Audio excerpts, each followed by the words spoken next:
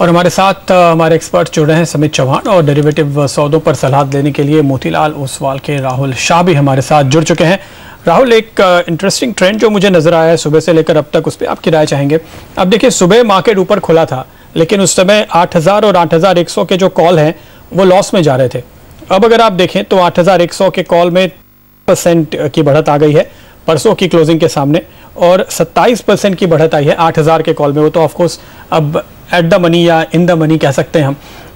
इसका क्या मतलब है? क्या लोगों ने बाजार खुलने के बाद और तेजी की पोजीशंस बनाई हैं? आई थिंक आप देखेंगे तो आज के बाजार में जो तेजी आई है मैक्सिमम बैंकेक्स के थ्रू आई है। तो बैंकेक्स में अभी भी मेरे ख्याल से व्यू पॉजिटिव है, और निफ्टी जो मंदा था वो बैंकेक्स के लिए ही अंडर परफॉर्म कर रहा था। तो मुझे लग रहा है कि आज जो बैंकेक्स में जो रैली आई है उसके पीछे निफ्टी के कॉल्स में जो आप बता रहे हैं 8000 और 8100 में लॉन्ग्स ऐड हुए और शॉर्ट भी काफी सारे कवर हुए दिखे हुए हैं।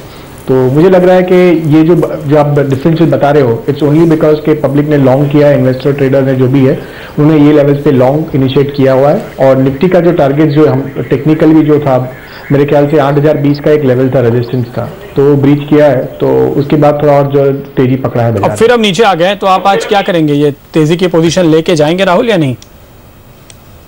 मैं डेफिनेटली तेजी की पोजीशन लेके जाऊंगा। मुझे लग रहा है कि जो बैंकेक्स अभी भी आउट परफॉर्म करेगा यहाँ से। सो बैंकेक्स के साथ निफ्टी भी, जो निफ्टी अंडर परफॉर्म कर रहा था बिकॉज ऑफ बैंकेक्स, इसके लिए मुझे लग रहा है कि निफ्टी अभी भी 8150 तक जा सकता है, ऐसी मेरी उम्मीद है। 45 पॉइंट की गिरावट हालांकि निफ्टी में आई है इस बीच अगर आप देखें तो, और बैंक निफ्टी जो इस वक्त आपके सामने है तकरीबन 125 पॉइंट दिन के हाई से करेक्ट हुआ है, और ये सब कुछ पिछले 20 मिनटों के अंदर होता हुआ नजर आया है। सेंसेक्स भी आप देखिए 26,500 के काफ़ी करीब पहुंच गया था सेंसेक्स, और वहां से अब करीब करीब 200 पॉइंट की गिरावट यहां पर आते हुए हमने सेंसेक्स में देखी है। तो सेंसेक्स, निफ्टी, बैंक निफ्टी सभी थोड़े से प्रॉफिट बुकिंग की चपेट में, लेकिन इतनी ज़बरदस्त तेज़ी के बाद थोड़ी प्रॉफिट बुकिंग तो ज़रूर बनती है क्योंकि गैप अप और उसके बाद हमने तेज़ी देखी। लेकिन एक छोटा सा ब्रेक, आगे लेकर आएंगे आखिरी सौदा और आपको बताएंगे अभी क्या करें आप, लॉन्ग या शॉर्ट।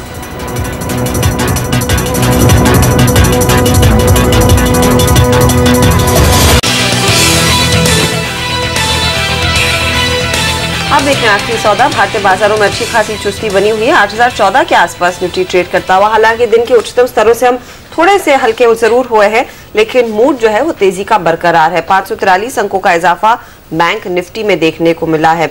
लेकिन इस तरह के बाजार में कुछ ऐसे स्टॉक्स भी हैं जो काफी लड़खड़ा रहे हैं और काफी सेल साइड की पोजीशंस इनमें आई हैं। उनमें से रेडार पर जो है वो SKS माइक्रो, इसको स्मॉल बैंक का लाइसेंस नहीं मिला, जहां पर कई दूसरी छोटी माइक्रो फाइनेंस कंपनियों को स्मॉल बैंक का लाइसेंस बुधवार शाम को RBI के ऐलान के बाद हाथ लगता हुआ दिखाई दिया है, और स्टॉक देखिए काफी टूटा है, 17% नुकसान के साथ ट्रेड करता हुआ। हमारे साथ समित चौहान है और साथ ही राहुल शाह भी। समित, अब तकनीकी तौर पर आपकी क्या सलाह होगी, क्योंकि कई ब्रोकरेजेस ने इसे डाउनग्रेड किया है, प्राइस टारगेट कट किया है, अवॉइड का कॉल आया है। चार्ट्स पर कितना और पिट सकता है ये शेयर? यस, डेफिनेटली देखिए प्राइजेस में ये रिफ्लेक्ट हो रहा है क्लियरली। 420 का इसका एक मल्टीपल सपोर्ट था, आज वो गैप डाउन होके उसके नीचे ही वो कन्विंसिंगली ट्रेड हो रहा है।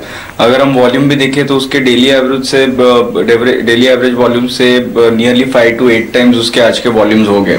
तो ये क्लियरली इंडिकेट करता है यहाँ से अच्छे खासे सपोर्ट लेवल ब्रेक हुए वॉल्यूम के साथ। तो इसमें डेफिनेटली एक जिसको हम स्मार्ट मनी बोलते हैं वो एग्जिट हुआ है इसमें। नियर टर्म में ये और गहरा सकता है ये करेक्टिव मोड, उसका नीचे की तरफ 340 330 के लेवल भी आ सकते हैं। तो डेफिनेटली इधर जो ऑलरेडी जिनके लॉन्ग्स है वो एग्जिट कर सकते हैं, या फिर कोई भी बाउंस आता है 380 85 वहां पे इसमें से एग्जिट ही करना चाहिए।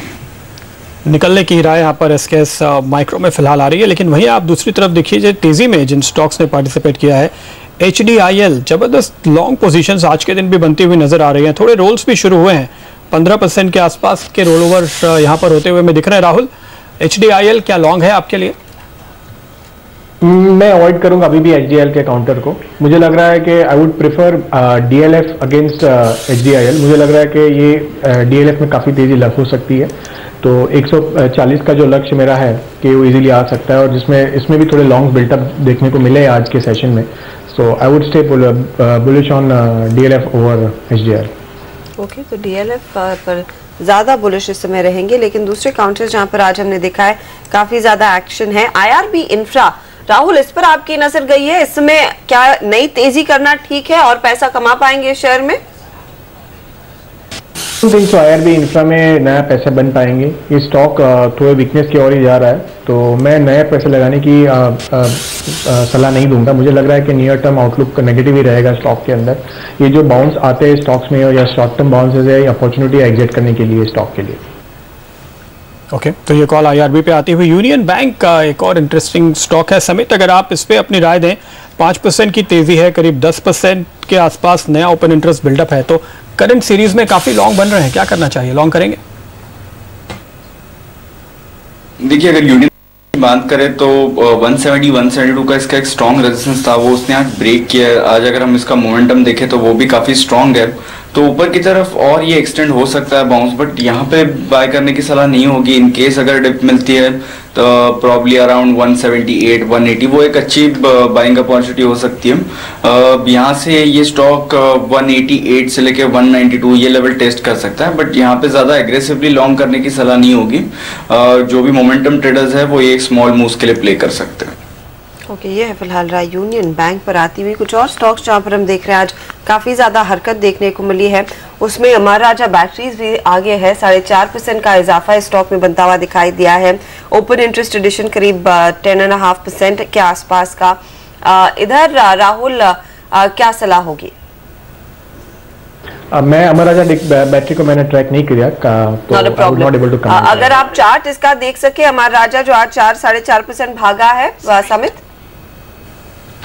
देखिए, इसके हम ब्रॉडर व्यू से अगर चार्ट स्ट्रक्चर देखें तो वो काफी पॉजिटिव है। हर एक डिक्लाइन में इसमें बाइंग होती है। रिसेंटली हमने इसमें एक अच्छी खासी अपमूव देखी थी, 800 के लेवल से था 1100 तक इसमें अच्छा खासा हमने अपमूव देखा था। वो जो अपमूव थी वो क्लियरली रिट्रेस हुई थी, और ये स्टॉक ने उसके जो प्रीवियस ब्रेकआउट पॉइंट से अराउंड 850 860 उसके आसपास ये एक रिसेंटली सपोर्ट लेके वहां से रिबाउंड हुआ है।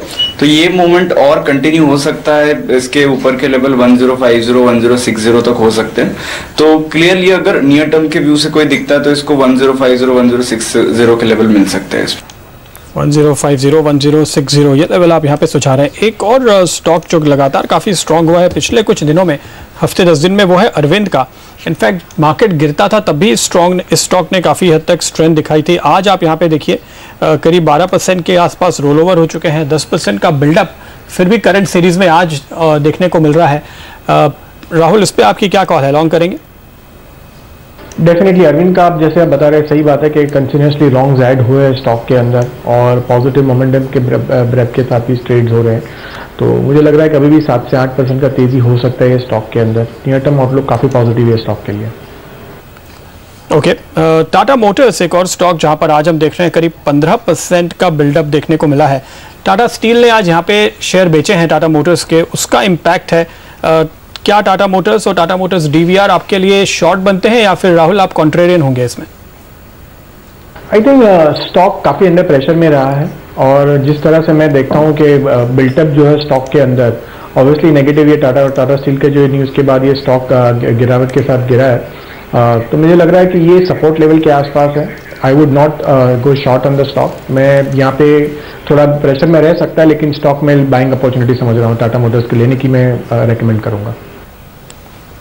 शुक्रिया आप दोनों का हमारे लिए समय निकालकर अपनी राय देने के लिए। बाजार पर वक्त हो रहा है एक छोटे से ब्रेक का। 8000 के नीचे फिसलता हुआ निफ्टी समय 7996 के लेवल्स आपकी स्क्रीन पर आएंगे। 97 अंकों की बढ़त यहां पर देखने को मिल रही है, जहां पर 8050 के ऊपर निकल पाया था। बाजार ऊपरी लेवल से थोड़ा फिसला जरूर है। लेंगे एक ब्रेक, आगे हमारे साथ होंगे मैक्स ग्रोथ कैपिटल के डायरेक्टर आशुतोष सरना और साथ ही ट्रेड स्विफ्ट ब्रोकिंग के डायरेक्टर संदीप जैन। बने रहिए SMG से आवाज।